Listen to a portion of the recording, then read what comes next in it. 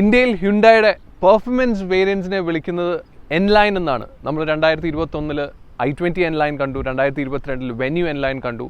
ഇപ്പോൾ അവരുടെ ഒരു ഫ്ലാഗ്ഷിപ്പ് മോഡലായ ക്രെറ്റ എൻലൈൻ ഇന്ത്യൻ മാർക്കറ്റിലേക്ക് കൊണ്ടുവന്നിരിക്കുകയാണ്. ഇതാണ് ക്രെറ്റ എൻലൈൻ.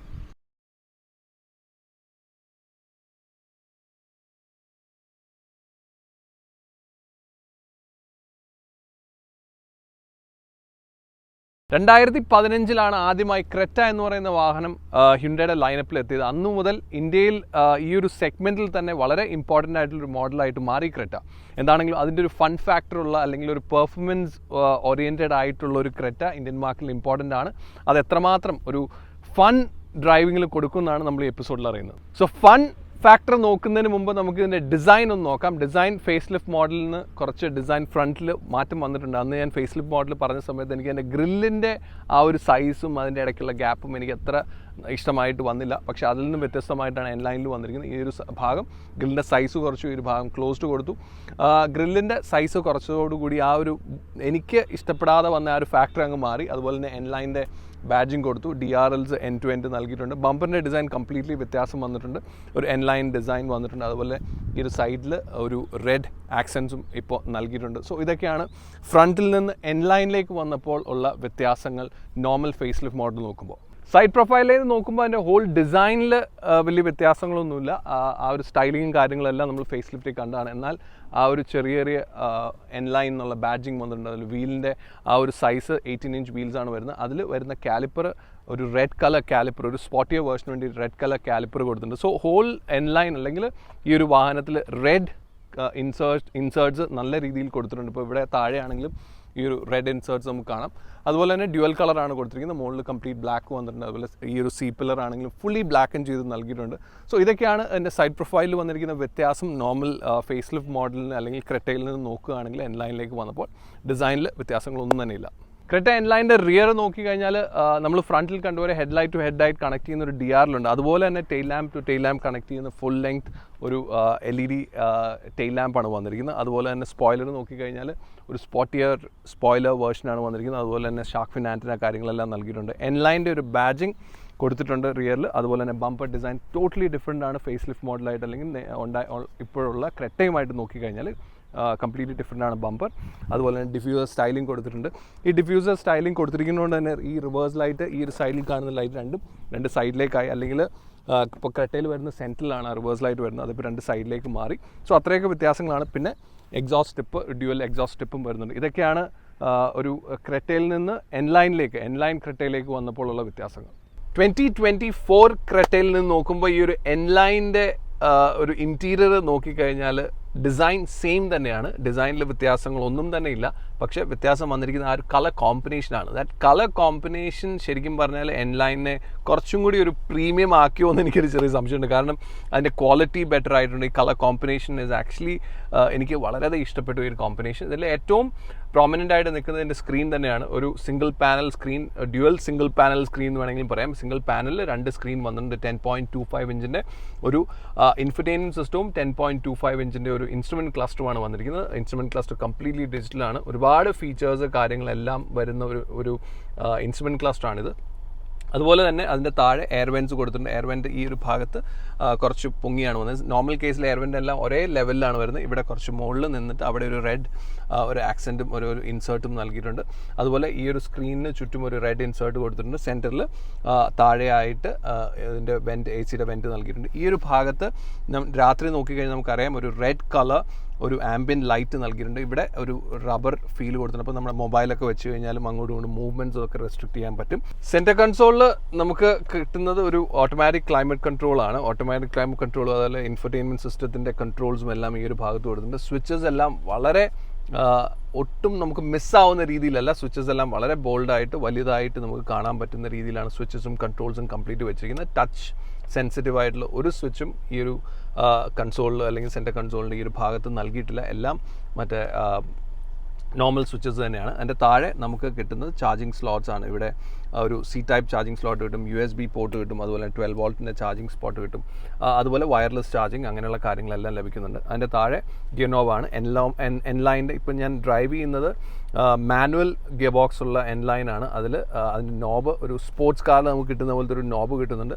അതുപോലെ തന്നെ രണ്ട് സൈഡിലും നമുക്ക് 2 സീറ്റ്സും നമുക്ക് വെന്റിലേറ്റഡ് സീറ്റാണ് വരുന്നത്. അതിൻ്റെ കൺട്രോൾസ് 2 സൈഡിലും കൊടുത്തിട്ടുണ്ട്. 360 ഡിഗ്രി ക്യാമറയുടെ ആ സ്വിച്ചും ഈ ഒരു ഭാഗത്ത് നൽകിയിട്ടുണ്ട്. ഒത്തിരി അങ്ങനെ ക്ലട്ടേർഡ് ആക്കിയിട്ടില്ല, സ്വിച്ചസ് എല്ലാം കൊടുത്തിട്ട് വളരെ ആവശ്യമുള്ള സ്വിച്ചസ് മാത്രമാണ് കൊടുത്തത്. ഈ ഒരു ഭാഗത്താണെങ്കിൽ സ്വിച്ചസ് ചെയ്യാൻ പറഞ്ഞ പോലെ വളരെ ബോൾഡായിട്ട് നമുക്ക് സെലക്ട് ചെയ്യാൻ പറ്റുന്ന രീതിയിലാണ്. ഓൾഡ് സ്കൂൾ ടൈപ്പാണ് വന്നിരിക്കുന്നത്, പക്ഷേ സെലക്ട് ചെയ്യാൻ വളരെ ഈസി ആയിട്ടുള്ള സ്വിച്ചസ് ആണ് വന്നിരിക്കുന്നത്.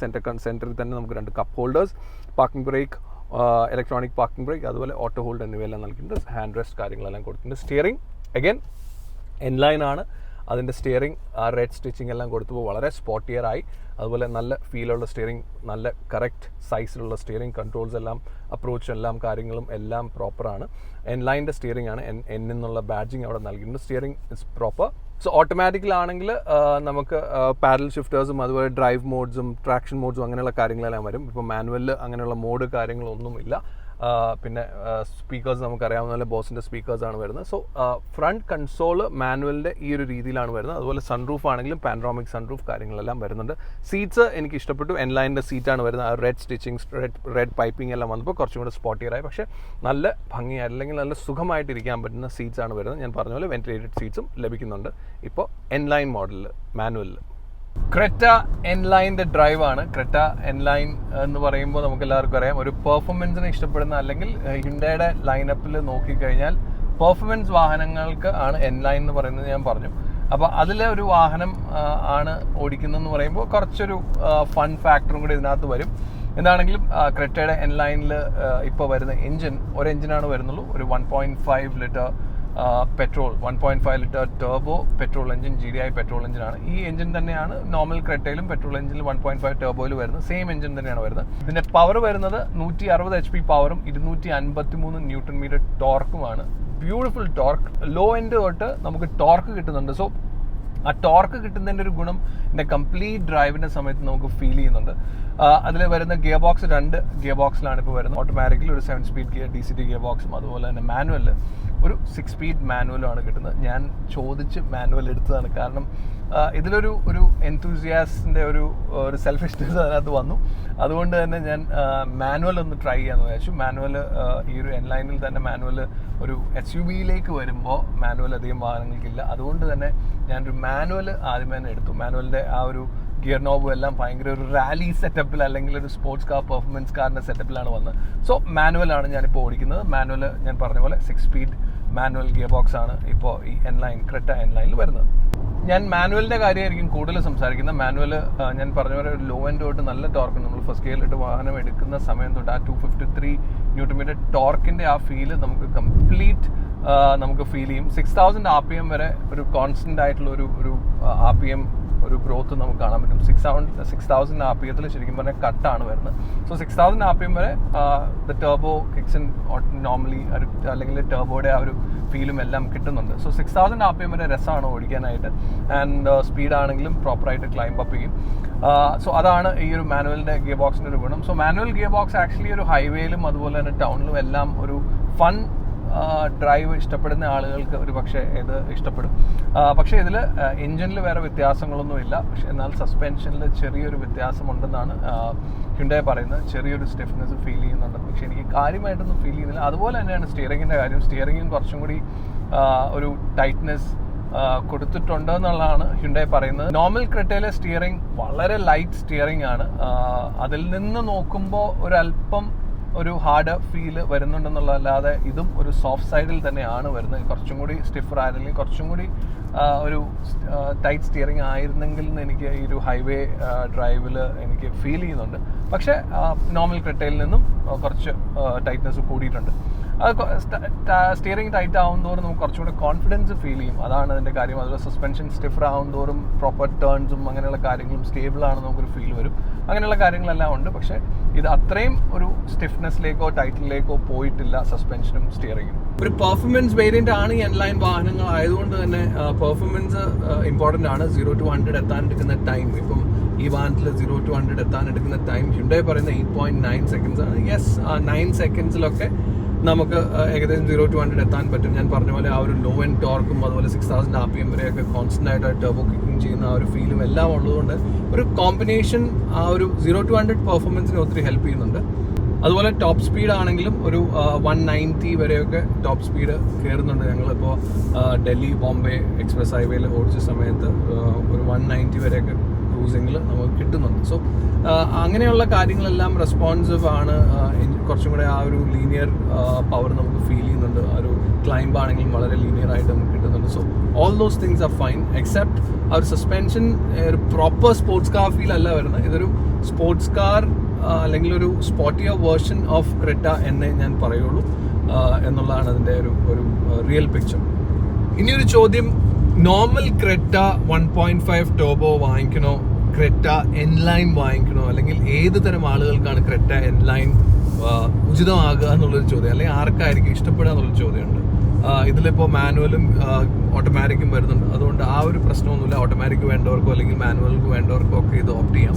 പക്ഷേ ഞാൻ എൻ്റെ ഒരു പെർസ്പെക്റ്റീവിൽ നോക്കുമ്പോൾ ഞാൻ ഇപ്പോൾ നോർമൽ ക്രെറ്റയും ഇതുമായിട്ട് നോക്കുകയാണെങ്കിൽ ഞാൻ ഒരു പക്ഷേ ഇത് ഓപ്റ്റ് ചെയ്യും. കാരണം എനിക്ക് നോർമൽ ക്രെറ്റ കുറച്ചൊരു അതിൻ്റെ ഒരു കളർ കോമ്പിനേഷൻസ് അങ്ങനെയെല്ലാം വരുമ്പോൾ കുറച്ചൊരു ബോറിംഗ് ആയിട്ട് തോന്നും. ഇത് കുറച്ചും കൂടി എൻത്യൂസിയാസ്റ്റിനെ ഇഷ്ടപ്പെടുന്ന രീതിയിൽ മാനുവൽ ആണെങ്കിലും കുറച്ചും കൂടി റെസ്പോൺസീവ് ആണ്. ടോർക്ക് ആണെങ്കിലും നല്ല രീതിയിൽ ടോർക്ക് ഉണ്ട്. സോ ഒരു ഫൺ ഫാക്ടർ എനിക്ക് ഇതിനകത്ത് ഫീൽ ചെയ്യുന്നുണ്ട്. അതുപോലെ ഇൻറ്റീരിയറിൻ്റെ ആ ഒരു കളർ കോമ്പിനേഷൻ, ആ ഒരു കളർ കോമ്പിനേഷൻസ് എല്ലാം എനിക്ക് ഇഷ്ടമാണ്. സോ കുറച്ചും കൂടി ഒരു എനർജറ്റിക് ആയിട്ടുള്ള ആളുകൾക്ക് ഒരു പക്ഷേ എൻലൈൻ ആയിരിക്കും ഒരു പെർഫെക്റ്റ് ചോയ്സ് എന്ന് എനിക്ക് തോന്നുന്നു when you compare with normal Creta. So N Line ഒരു സ്പോർട്ടിയർ അല്ലെങ്കിൽ ഒരു പെർഫോമൻസ് വേരിയന്റ് ആണ് ഹ്യുണ്ടായുടെ എന്നുള്ളത് കൊണ്ട് തന്നെ കുറച്ചും കൂടി ഒരു ഫൺ അല്ലെങ്കിൽ കുറച്ചും കൂടി ഒരു യങ്ങർ ജനറേഷൻ ഒരു പക്ഷേ ഇഷ്ടപ്പെടാൻ സാധ്യത ഈ ഒരു എൻലൈൻ ക്രെറ്റ തന്നെ ആയിരിക്കും എന്ന് എനിക്ക് തോന്നുന്നു. ഒരു നോർമൽ ക്രെറ്റയെക്കാളും ക്രെറ്റ എൻലൈൻ കുറച്ചും കൂടി ഒരു ഫൺ ഫാക്ടർ ഉണ്ട് ഡ്രൈവിങ്ങിൽ, അല്ലെങ്കിൽ എൻത്യൂസിയാസ്റ്റിന് ഇഷ്ടപ്പെടും. കളർ കോമ്പിനേഷനൊക്കെ നല്ലതാണെന്നൊക്കെ പറഞ്ഞെങ്കിൽ പോലും ഇതിൻ്റെ പ്രൈസ് നമ്മൾ പറഞ്ഞില്ല. ഇതിൻ്റെ പ്രൈസ് ഒരു ഇൻട്രൊഡക്ടറി പ്രൈസ് ആയിട്ടാണ് ഇപ്പോൾ ഹ്യുണ്ടായി ഇത് അനൗൺസ് ചെയ്തിരിക്കുന്നത്.